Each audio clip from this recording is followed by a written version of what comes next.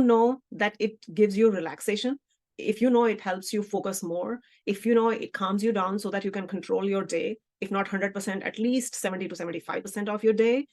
And if you miss out on that, we are working against ourselves, right? So again, if you continue to develop that part of you, your professional life, your grades will be great. But you're 24/7, you cannot be a professional. I can't be a psychologist, do something in day-to-day life, so that we don't get there where you need so much help. Nothing. If you are extroverted, you probably want to talk to somebody to process that.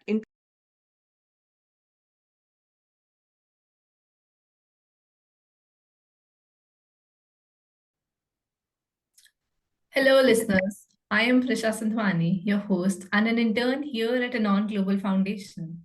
And welcome back to another episode of Inner Voice Counseling with Ms. Suruchi Saini.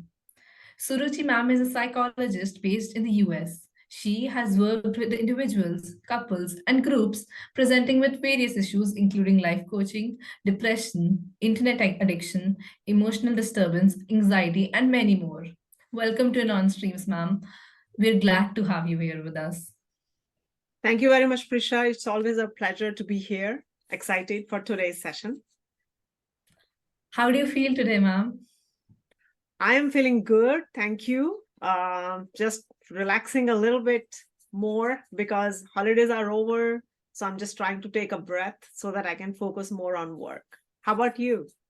I'm great too. My holidays are also over today. So back to Right. you.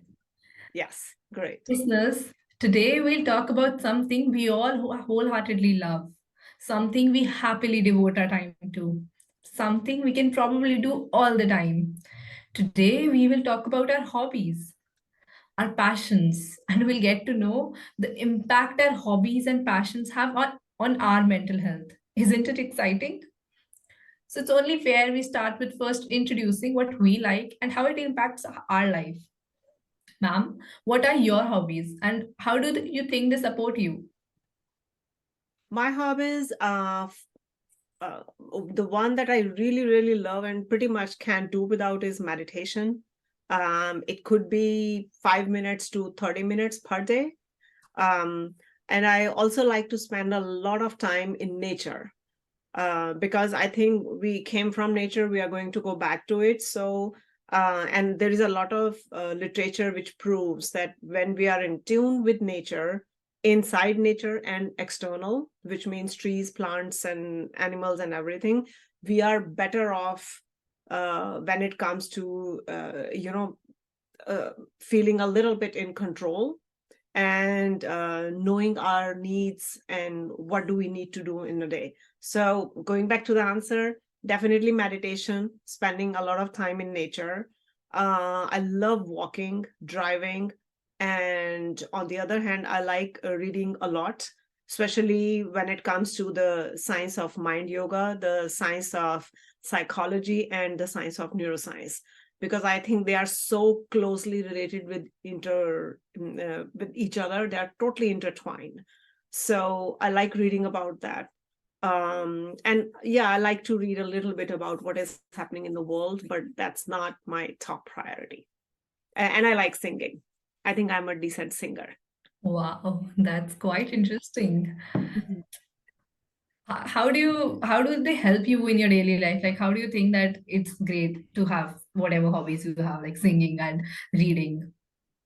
Sure. So specifically the reading part of it is, you gain knowledge. So I don't stop there. I'm not one of those people who would read a book and they're like, a book finished and let's go to the next one.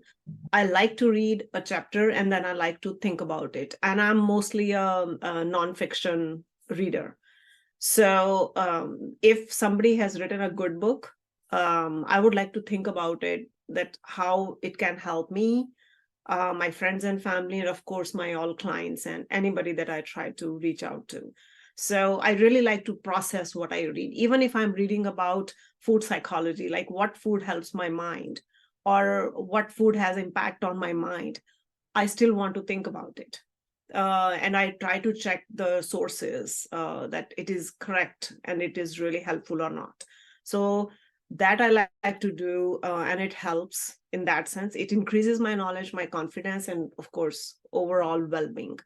As for singing is concerned, um, I grew up singing, performed a lot of places when I was in India.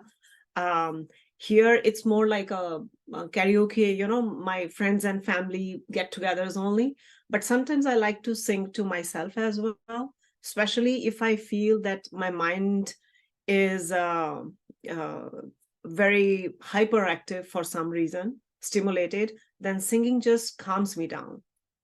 And that's why I'm saying, like, I when I sing for myself, it's more like a calming activity. When I try to sing for other people, like friends and family, then it's, of course, you just want them to have fun. So singing helps in that way. And as far as the meditation, staying in nature for 5 to 10 minutes daily, sitting with my plants, it's just there is some calmness about them, because the kind of work I do, if I'm not calm, if I'm not at peace, if I'm not focused, how can I help other people? So I just feel it's my duty to stay calm and focused so that I can help better. Just That's listening what. about it provides a lot of calmness, imagining how it is to like walk in nature. It's very Yes, calming. absolutely. Even pets are very nice. If you have, or if other people have it, all the audience, pets are they are so unconditional. They are therapeutic, even just to touch them. So, yeah, give it a try. For me, I really like words, reading books and writing poetries. Somehow it makes my life really easy and it helps me navigate through. Reading takes me away from the real world like fiction, Hmm. while writing brings me closer to myself. It's as if Hmm. they're a perfect blend. Hmm. As I ponder upon my hobbies, I'm drawn to the curiosity of how these hobbies really affect our mental health. Hmm. So, do hobbies impact a person's mental health? And if they do, how? Absolutely. Absolutely. I think hobbies are very important part of our life. Actually, they are integral part of our life. I feel, at least through my clients and my own personal experience, I realize when I stay away from these for a long time, I see, I wouldn't say deterioration, but it affects the way my day-to-day functioning is. So I'm not saying that we need to engage in hobbies every single day, but if we cannot even do like 3 to 4 times in a week, I think that can be detrimental for our mental health. And out of all the hobbies that I mentioned, even you mentioned, like poetry or writing or reading, if you know that it gives you relaxation, if you know it helps you focus more, if you know it calms you down so that you can control your day, if not 100%, at least 70 to 75% of your day. um, and if you miss out on that, we are working against ourselves, right? So again, if you uh, cannot do it like on daily, at least try to engage in one of them 3 to 4 times in a week. As far as the mental health is concerned, it's a simple process. So when we go to school or when we go to work, our brain, there are certain parts of brain which work, right? If we continue to do that after we go home and we sleep, and then next day we again do the same thing, that one part of your brain will continue to develop, no doubts about it. But that one part of the brain can also get damaged and burnt out. That's one point. Second, what will happen if after many years of working, we plan to, okay, I need to be in a relationship now, or I want to spend a lot of more time with my parents or my children in future, but my brain is not fully developed, or that part of brain is not developed, which is called interpersonal brain. How am I going to be effective as a partner, as a child, as a parent? So we need to have to try to develop whole brain functioning. If we just continue to figure out like one part of the brain, then whenever the need arises, we're not going to go well. So it protects you from burnt out. It protects you from not having other parts of the brain developed. And through hobbies, we also make good friends. Our network increases. And if you are able to share your knowledge, that like you like to read, fiction is great. It can lead to a great storytelling, I think. And if you read nonfiction, I think you have a lot of knowledge that you can apply to yourself and your near dear ones. So that way also you end up having a lot more better friends, because I think we make friends, either we want to learn from them or we want our information to be shared so that everybody grows and everybody is happy around us. So there are a lot of benefits of that. Different kind of thinking, more friends, more better relationship with ourselves and other people. I think it can go on like that. So yeah, huge benefits. This makes me curious about this one thing. What if we keep on practicing one hobby? Like, maybe some people make hobbies their, passion job.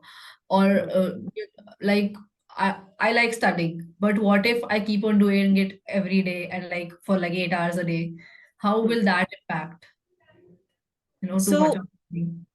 you will, like I mentioned, you will definitely get good at studies. I would like to believe that, until there is a burnout happening, because you are not getting any break now.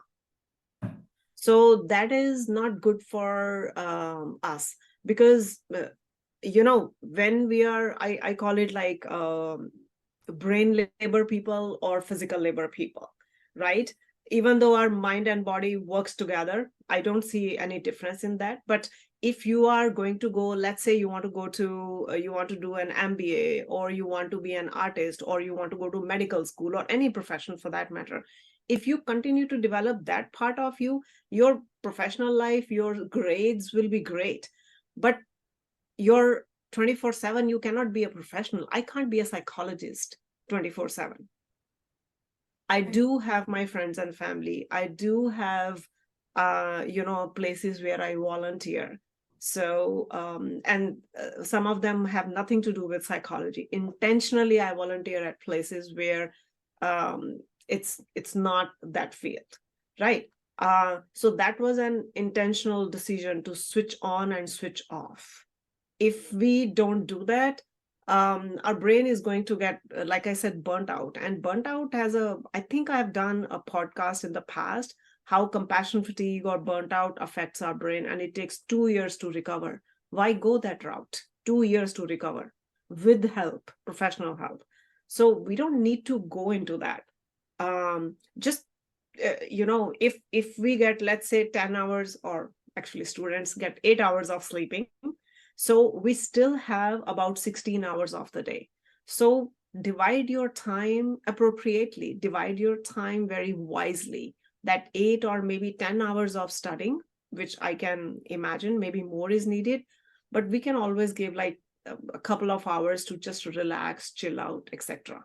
Did I answer your question? Yes, that made a lot of sense and made me answer questions I never knew I had. So, Great.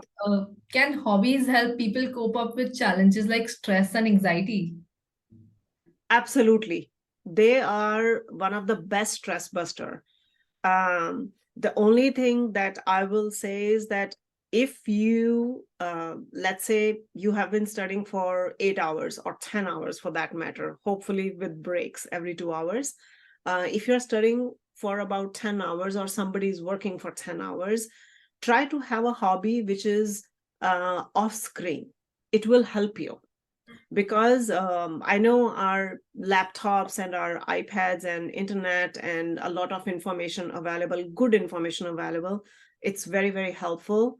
But if we are not going to do something else, for example, maybe watering your plants, playing with your pet, or sometimes people say, I find, I don't know, making a cup of tea or coffee or cooking something helps me.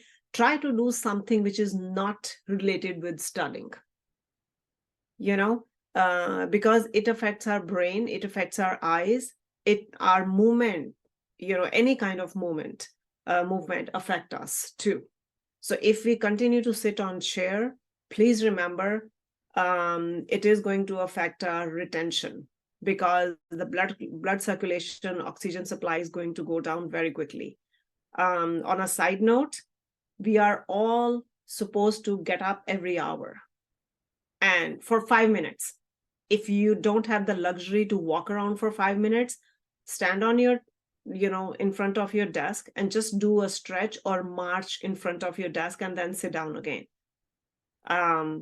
We just cannot, our brain needs to be activated all the time.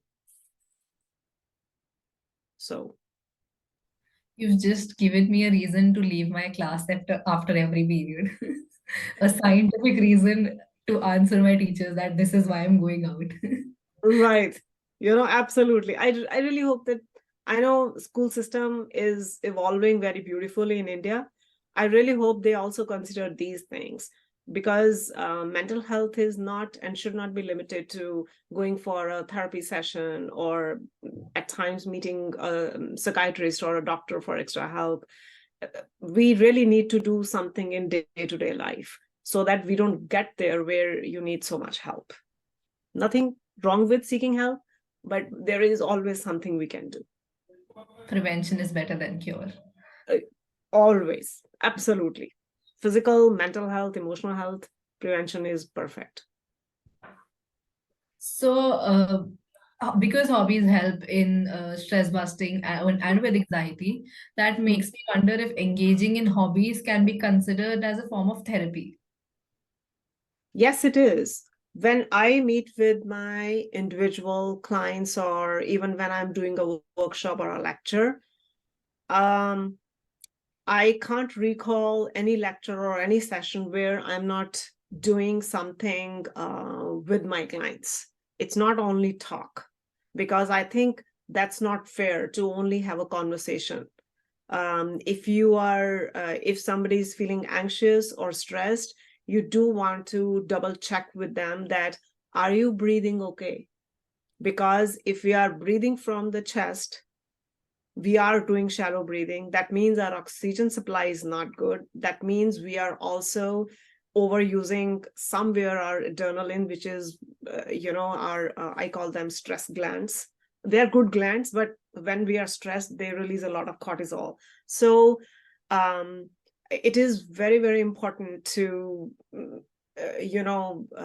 to seek help and to also ask for either, are there any activities that you can do during the session? Sometimes I just sit with my client virtually and I ask them to, I give you one word, for example, thrive. And I will just ask them, like, what comes to your word when you think of a word thrive? Can you write me a paragraph? And then he or she writes, and then we discuss that. Sometimes I ask them deep breathe. Sometimes I ask them to do a basic yoga stretch. Again, it's all based on scientific studies. So there is no way that, to reduce stress and anxiety, and we are not going to use the activities. Actually, that's how you break off. Sometimes I do meditations in the session. These are very common parts of my therapy, the way I provide. Yeah. That makes sense. So, are there any specific hobbies that can help during some, specific mental health conditions like meditation or something? Yes. So first and foremost, I think it's very important to know what kind of mental health condition the person is in, one, and second, what is person's personality type.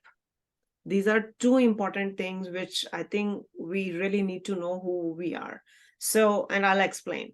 So in broader terms, there is no official demarcation about it, but in my sense, the way I work with my clients is, a lot of mental health conditions are anxiety based. A lot of mental health conditions are depression based, or like depression or like anxiety. So, and this is a bigger division I have done. There are a lot of other branches, right?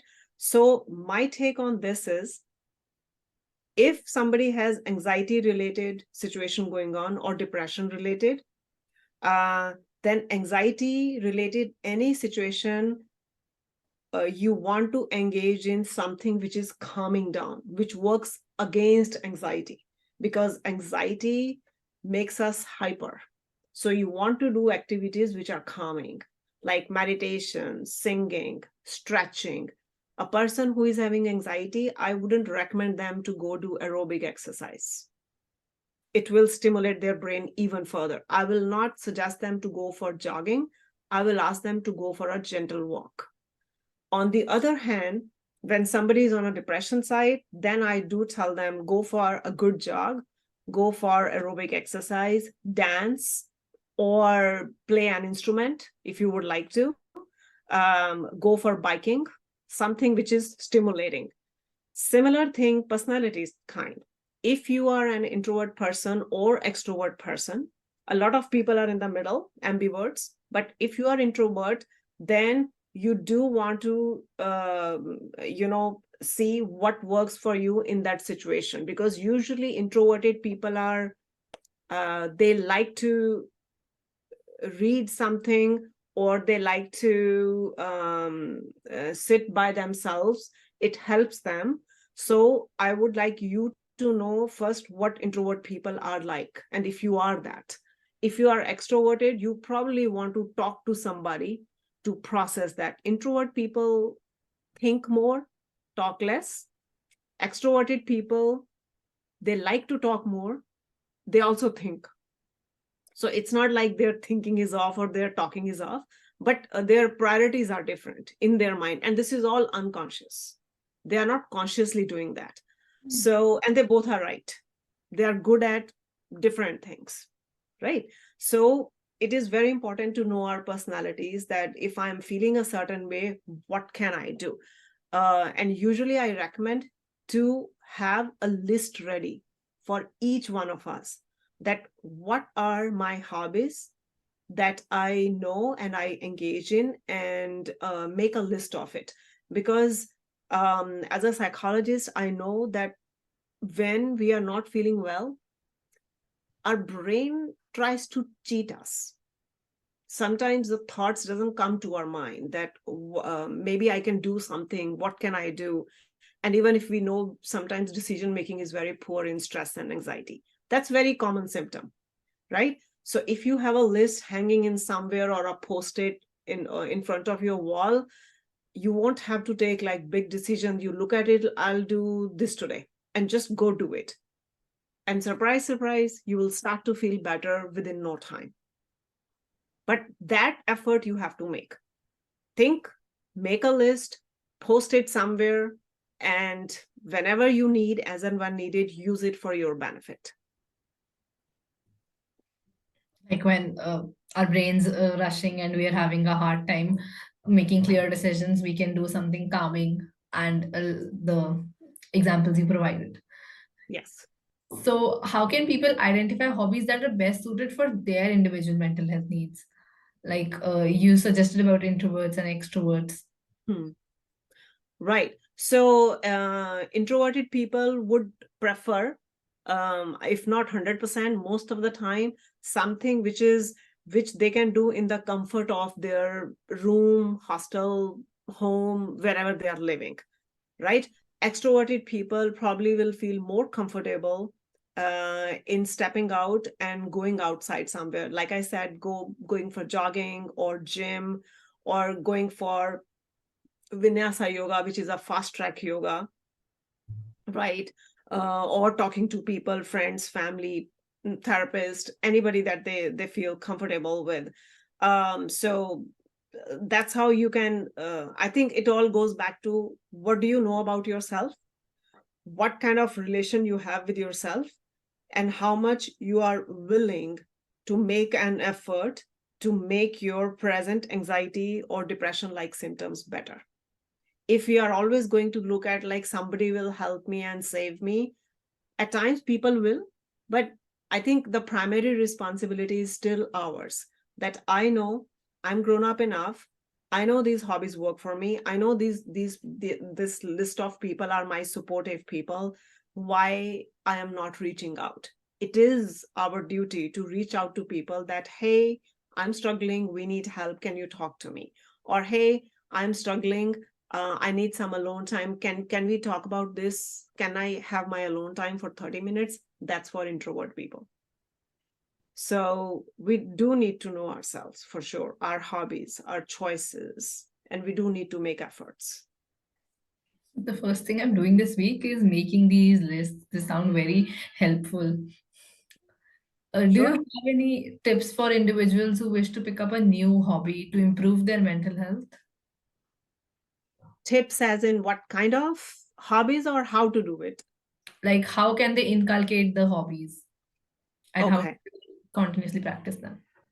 Okay. So again, I will go back to like first know yourself as much as you can. And I know most of the audience in this podcast are growing up young men and women. So I'm not saying that by 18, 19, we know completely ourselves. There is always a phase of life. Just don't ignore yourself. That's all I'm saying. So knowing yourself is the first thing, that what kind of personality you are. Second, explore, check with people around you, like what do you like to do, what do you what you don't like to do, and what are the options available. Please don't just do like because my friend is doing this, I'm going to do that too. And even if you don't like, you just continue to do it. That will not work for you. It will work against you. It's almost like, I like French and you say no, you have to learn Spanish. It will I think it will take me extra time to do it. If I'm into French, I will do French, right? So second, when it's time to explore new hobbies, um, give each hobby, if you pick, at least 3 to 5 attempts. It really breaks my heart when I work with young adults or high schoolers. They try something a couple of times, it doesn't work, and they give up on it. So I wouldn't recommend doing that. If you are trying something new, give it the best shot, so that after some time, if you look back, you can say, I tried, it didn't work out. Right. So that will be a good way of doing it. Second, um, look for the options. Are you a literary kind of a person? Are you an active kind of a person? Are you a board game kind of a person? Are you a music playing kind of a person? Are you a singing kind of a person? Again, knowing yourself, the kind of time you have available, giving 3 to 5 chances to everything you are trying. And sometimes people also like to add a hobby which will enhance what they are studying. Sometimes they do it. I don't recommend that, but sometimes it works for the people, because then you end up in a same loop. So these are a few things you can do, and always try to give chances to different kind of, if you are a reader, give chance to different kind of reading. You never know what will connect with you. Anything that connect with your heart, you are going to do it. It's as simple as that. So that can help, I think. While we were discussing this, I came across, while I was researching for this topic, while I was reading stuff on the internet, I came across these two quotes that are contradictory. So Okay. one says, happy is a man who can make living by his hobby. And the other says, sometimes when you turn a hobby into a job, it becomes work. What do you have to say about that? Interesting. I think it can. I would agree with the first one. um so if you are turning your hobby into a work and it becomes work, I think that differs from person to person. It cannot be true to all the people, because if you are turning your hobby into your work, what you do, then you can still continue to enjoy by not letting that overpower your whole day, your life, your relationships, and everything. Right? Work becomes a bigger issue. I mean, if hobby turned into work becomes a bigger issue when we forget that why did I start that? right? Example would be, let's say, like I'm a psychologist. I love psychology, even when I didn't even know what I'm going to be. I was in, I think, ninth or maybe 10th grade when somebody introduced me to a book. So I just gave it a shot, and I liked it, and I started reading until whatever happened. That is history. So um, I think if I just give this example, psychology, I can control the work time. You know, that how many hours per day I'm going to spend in it, how many clients I'm going to see. I'm not going to force myself just because now I am a psychologist. I'm going to be psychologist throughout the day, or I must meet people like for 8 hours every day. No, I will continue to meet people until I really enjoy the results of how I'm doing the sessions, and until I really enjoy and feel that I'm still able to help people.